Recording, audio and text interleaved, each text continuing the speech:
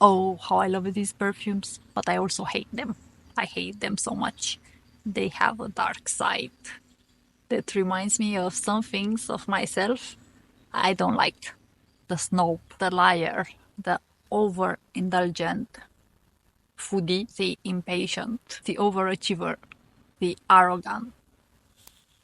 My BFF, hello, thank you so much for stopping by. If you love these fragrances, if they are your signature scent, please don't take it personally.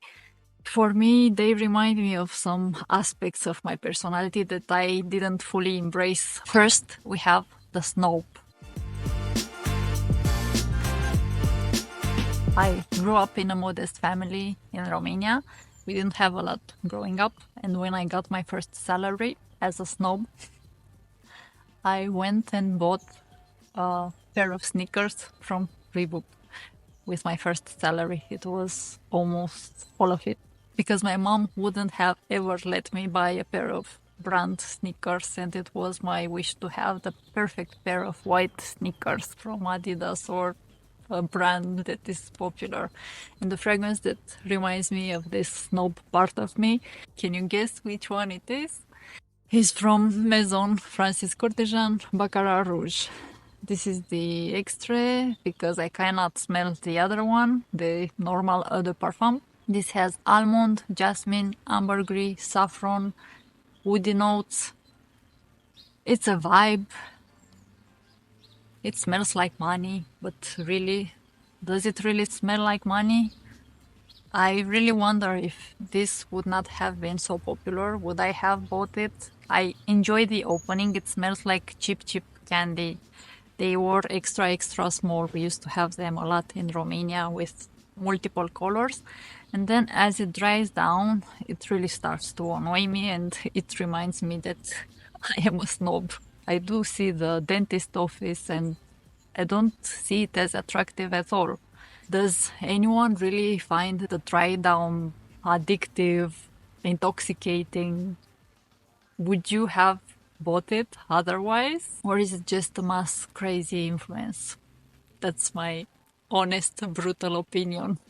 The first time I ordered a sample kit from Maison Francis Kurkdjian and I sprayed this, I was on the other side of the room and my boyfriend said, "What's that? It smells like Versace's house." Not that he knows what Versace's house smells like. Then the other day I also sprayed it and he said, "It smells masculine." So I think the strength is the projection, but as the scent profile, I'm not a fan of it. I much more enjoy round perfumes, sensual perfumes, vanilla, creaminess. So the snob in my collection is Maison Francis Kurkdjian Baccarat Rouge. Next up we have the tacky, the cheesy, ugly,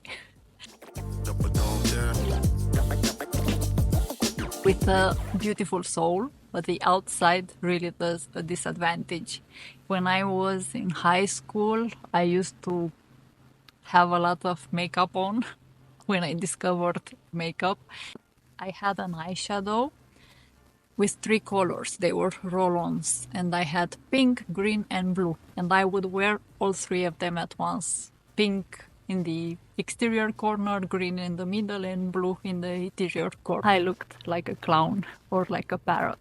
And the fragrance that represents the tackiest bottle, award goes to Christian Louboutin, Loubiprince. This is a newer fragrance I have in my collection, and it's not just the over-the-top cap, it's also the color. The color is not gold, it's not rose gold, it's orange gold. I don't really understand what they meant, and this is a snake here. Yeah, it really does a disadvantage, and it wins the award for the ugliest, tackiest bottle in my entire collection. And the juice inside, the fragrance, smells so classy and sophisticated, beautiful, simple. It has labdanum, sandalwood, and tonka bean. It's really gorgeous, long-lasting, and it smells also like the texture of an airy chocolate. Gorgeous. Christian Louboutin, Loubiprince in the ugliest bottle. Next up, we have the liar. I really hate liars and I hate lying. But did I ever lie? Of course, I have. When I was little once, my summer homework was to write an entire notebook with math exercises. Then I had a brilliant idea and I said, this homework is stupid. I already have a notebook with math exercises. I will just change the date. And then my mom, in the last days of vacation, asked, show me your homework. And then I showed her the notebook with the change date. And she said, why did you lie? This is so wrong. The fragrance that is the liar in my collection is from Atelier des Ors, Lune, Feline. Because the name is so deceiving, I would have expected seductive fragrance, something sensual, smooth. But the opening is really, really harsh and smoky. It smells like burning fire, like you are sitting next to a fireplace, or like tires. It smells like an accident. I think a much better name for this fragrance would have been Accident à la Vanille, which I also have. The name is a liar, is not a feline, and is not the moon, is not. But the dry down is beautiful, so I hate the opening, but I love the dry down. And the first time I tested it, I had a sample and I sprayed it inside the house. It was the middle of the winter. I said, no, this is not for me. The opening is too harsh. Then I had to go out and take the trash. And that's when the magic happened. In the cold weather, if it's snow outside, the wild cat inside will start purring. Lune Feline from Atelier des Ors is the liar in my collection. Do you know that girl in your class that before each exam would say, I didn't have time to study, I don't know anything, oh my god, what will I do? And then you get the test questions and then she starts writing and she knows everything?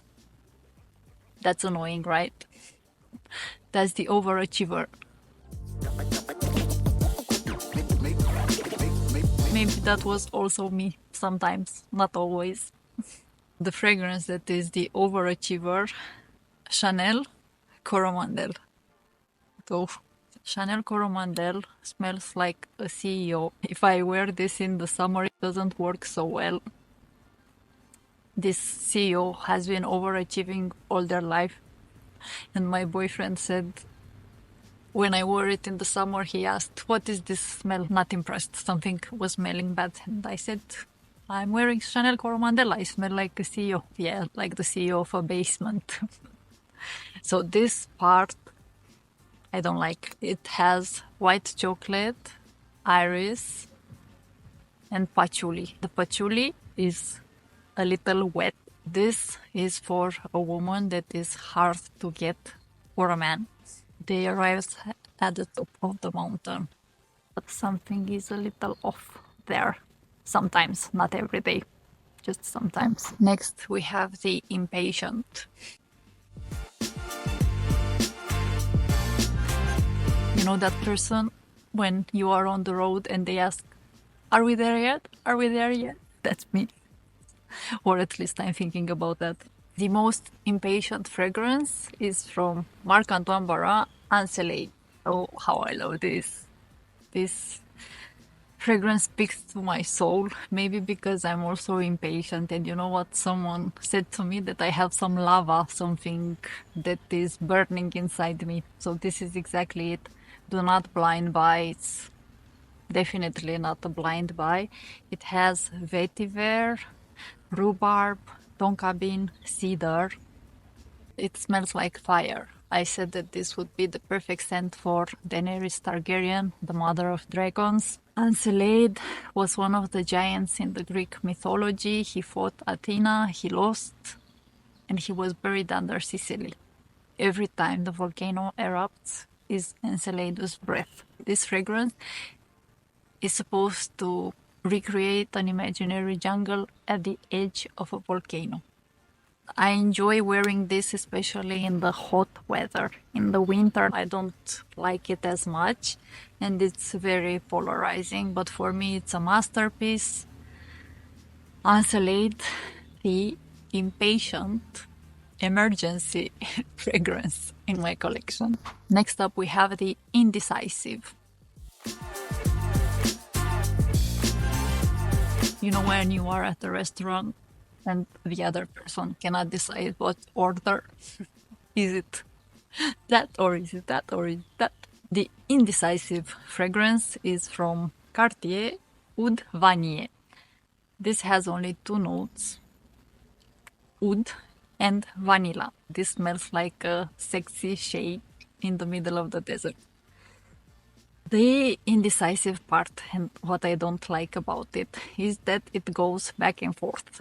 It's either smoky, then I pick up the vanilla, then it's more smoky, then more vanilla. I would like it to be more vanilla or more consistent. The Indecisive, Cartier Oud Vanille. Next up we have the Overindulgent Foodie. I used to be bullied in high school and I gained a lot of weight. That was not the happiest time in my life. Even now, I love sweets and I overindulge sometimes. I deserve some sweet treats. The part that reminds me of overindulgence side of me is from Jousset Parfum, Le Gourmand. This is a Gourmand. I have some cat hair here from Shushu, my cat. This is too gourmand for me. It was a blind buy. The notes made me buy it. It has butter, toasted bread, cookie dough, salt, hazelnut cocoa spread, and hazelnuts. Even now from the cap, it's so strong. It smells like hazelnut croissants. They are warm and taken out of the oven. As it dries down, it turns into cocoa hazelnut wafers. We used to have them in Romania. They were called Joy. They are fresh, delicious, and it's very, very realistic. Too realistic for me to wear it casually as I do acro bake. Jousset, Le Gourmand. This is the overindulgent foodie in my collection. Next up we have the Silly. Someone that has their brains up in the cloud. When I was little I had to leave home and my mom didn't have a key and I thought about something brilliant. I will leave the key under the doormat outside, and then I left a note in the door outside saying the key is under the doormat. Then when my mom came back, she said that was really silly. The fragrance that is a little silly and all over the place is Scherzo from Miller Harris. This is a fragrance that I love and hate at the same time because the opening has tangerine and artemisia, which is like a zing, like you get something that shocks your brain, but you don't know what to make out of it. The dry down is more beautiful. It's rose and wood, but it has like an electric something. Maybe I'm influenced by the name Scherzo, which is a type of music which is upbeat, joyful, and Scherzo also means joke. Scherzo is loved by so many. I understand why. But for me, it's a fragrance that I love and hate at the same time. Scherzo from Miller Harris. Next, we have the masculine, the competitive. I used to be like that all my life. I was taught to be this way by my mom. My parents got divorced and my dad took almost everything. And she told me never to rely on a man, do everything on my own. After having a successful career, I really started to dislike that side of me and always hustling, always being in a competitive mode. And the fragrance that is a love for me, but also a hate, because it reminds me of the competitive side of me, is from Memo, African Leather. This has cardamom, leather, cumin, saffron. It's a masterpiece. It's so strong, smooth, creamy, almost oily. It's a deep, deep composition. On my skin, it pulls more masculine. However, it's a unisex fragrance. All of them are unisex. This is recreating a safari in Africa. So that's one way of looking at it. It smells like a hunter, like you are looking for a prey. You will get it, for sure. You are a killer. African Leather, the competitive masculine fragrance in my collection. All these are my shadows. They are parts of my personality that I didn't like, and I kept them hidden, kept them in the back, casted a shadow, and didn't want to show them in society. Carl Jung was the one that first introduced this concept. He spoke about parts of us that we decided to suppress. And what happened is that I got triggered. I got triggered by arrogant people. If my boyfriend told me that my jeans did not look nice, I would say, "Did you just call me fat?" And things like that. If you don't own your shadow, it will start to control you. The good part is that you can own it. Start journaling. If you are interested in improving yourself, you can also read the book called The Dark Side of the Light Chaser. That's when I was first introduced to this shadow work. It's presented in a very digestible format. And this shadow work is also part of my personalized coaching program. I have an entire section dedicated to it because we cannot expand and become the best version of ourselves if we have the shadow holding us back. So if you are interested in improving yourself and becoming the best version of yourself, fill out the application form link below, and I can't wait to see you in a discovery call and support you in creating the life you want. Next up, we have the Arrogant.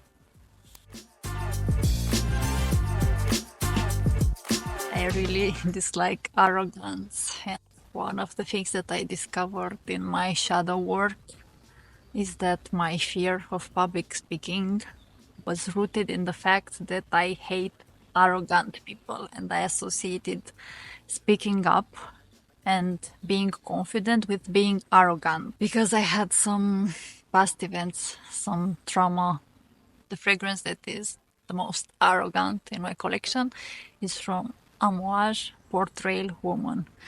The bottle is stunning. I would give it the award for the best bottle, maybe. This translucent color really represents the way it smells. It has jasmine and elemi and tobacco and vanilla, which I don't pick at all. It's strong on the jasmine. It has a translucent nature. What I dislike is that it's arrogant.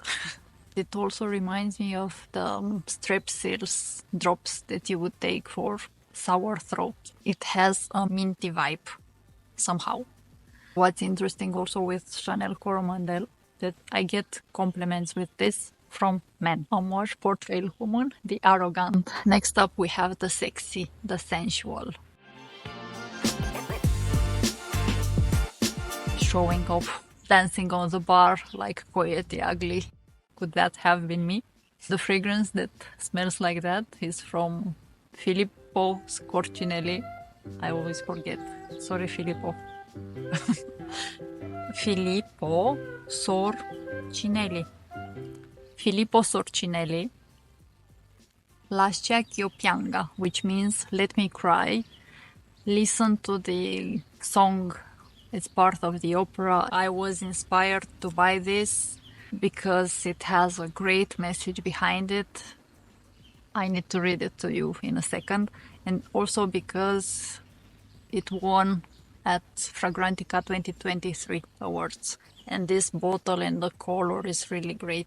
But the cap is really atrocious. It's artificial snow. That's sound. Sorry about that. The color of the bottle is fantastic. And look at this picture. If this is not shadow work, what else is? This is made for me, made for everyone that needs this. I need to read you this. I don't want to live in fear of what comes from the dark or what I left behind. I am who I wanted to be even when I wasn't talking. So I follow my emerald scented path wherever it may take me. It is a promise to me, to each other, an oath, a cry, a sincerity, a courageous hymn. Strong. I believe and I never forget. Beautiful Filippo Sorcinelli. Going back to this sexy fragrance, which is over the top. It has white flowers, jasmine, tuberose, gardenia, lilac, tolu balsam, vanilla. It smells very strong, has white flowers. It's an explosion of white flowers. Super, super strong. And the first time I sprayed it, my boyfriend said, just spray it in the kitchen in the corner so we keep the bugs away. Not that we have bugs, but in Romania there was another story. This smells as if I am wearing a white flower perfume and I'm passing by a fruit market and the fruits are a little more rotten. The weird part about it is that it's a scent profile I usually don't like, but I could not stop spraying it at least once a day. I believe in the summer it will turn sexier and creamier and more attractive. The sexy fragrance in my collection is Lascia Pianga from Filippo Sorcinelli. That was it for today. Thank you so much for watching. Before I go, I want to leave you with a quote from Carl Jung. Until you make the unconscious conscious, it will direct your life and you'll call it fate.